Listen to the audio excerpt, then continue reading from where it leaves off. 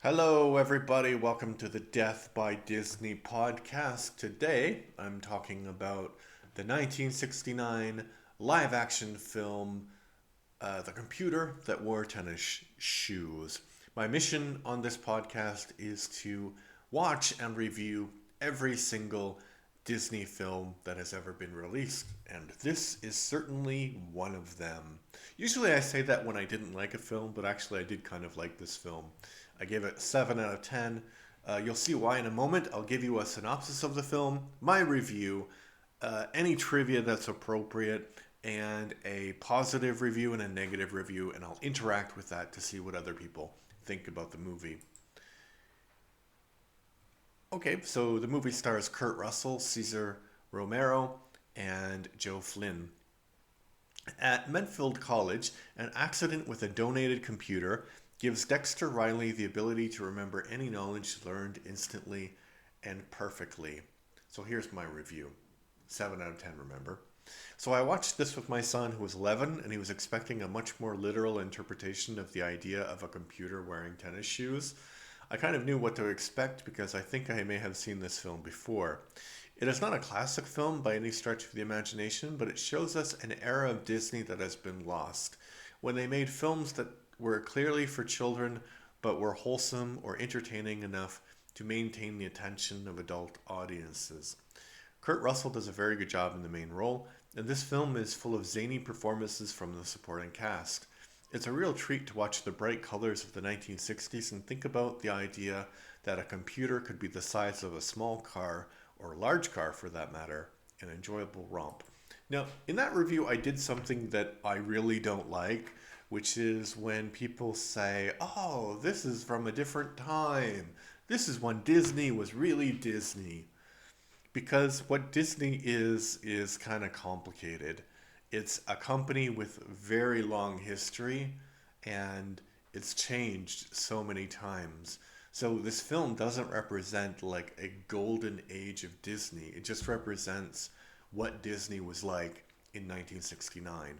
So they were much more focused on, um, live action films. And I think what Disney now is quite different.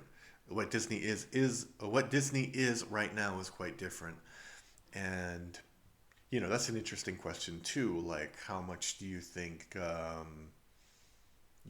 the acquisition of Pixar actually hurt Disney's creativity? Because they're both kind of in the same direction. And how do you know that something is a Pixar film rather than a Disney film? Like if I told you Tangled was a Disney film, would you be like, "Oh yeah, and Frozen, that's a Disney film." But they look the same, right? The animation style now is pretty much the same. Okay, but that's a little bit of a tangent. So I don't have any trivia. Actually, I do have a bit of trivia. So Medfield College, for some reason, a lot of Disney's live action films are in Medfield College. They're set in this fictional college. And uh, Kurt Russell was in a trilogy of films set at this college where he's the same person. I think Dexter Riley is his name. And I don't know if it's more of like a sitcom situation where the reality sets back to the way it was when the movie finishes, because I haven't watched the other two. But there's like a trilogy of movies where he requires superpowers at this college. One he requires super strength, and I think the other one he might be invisible.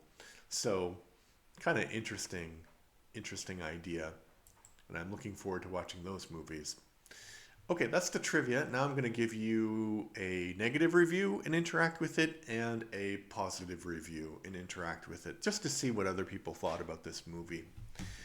1 out of 10. Unbearable. This is just another one of those naive, half baked 60s movies that's not even good to show its face in a movie theater. The plot seemed really interesting. A kid getting a computer into his head. If only the movie were as good. Ugh, it's just horrible. Life's time on Earth is too precious to waste, and watching this movie would be an excellent way to waste it. It's like repeating the same scenes over and over and over again with different lines. I actually fell asleep during it. This was actually on Netflix, and the extremely corny movies are never listed on there. I really can't believe they listed this. Please don't see it. Take my word for it. And that's from Greenleaf 2 from 2005 when Netflix was good. Not it wasn't good because it had this movie. It's just you know what happened. You're alive now. You have to have 10 different streaming services to watch anything legally. Yeah, I don't know. I can understand if you fell asleep that you might not understand what happened. Although the plot is not that complicated. I didn't really feel that it was repeating a lot of different things. It was a fun movie for me. Okay, and here's a positive review. 10 out of 10.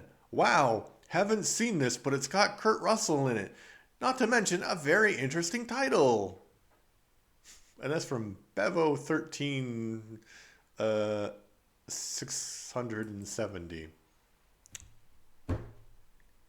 Yeah. I don't know why you would go on a movie review, television review site and say, yeah, it looks great, 10 out of 10, and if you haven't actually seen it. I know that people do that all the time, especially with movies they feel like disagrees with their political take on the world. I know that people do that, but I don't. I don't think that's right. And there are movies that certainly got review bombed, like Cinderella, the 1930s, the 2025 version, and I did see that, and I didn't like it. But you know what? I watched it. I didn't like criticize it before actually watching it, and I haven't seen Little Mermaid, so I don't the remake, so I don't know if it's good or not. We'll find out later. So I think it's really egregious to write a bad review of something if you haven't seen it. But it's also bad. I mean, it's not egregious, but it's just bad to write a review of a good review of a movie that you haven't seen. Because, we all know that there are movies that you think you'll kind of like, and you actually watch them and you're like, oh, that's bad. Okay, but what did you think about the computer that wore tennis shoes? Please leave your comments either on YouTube or on Spotify. Thanks and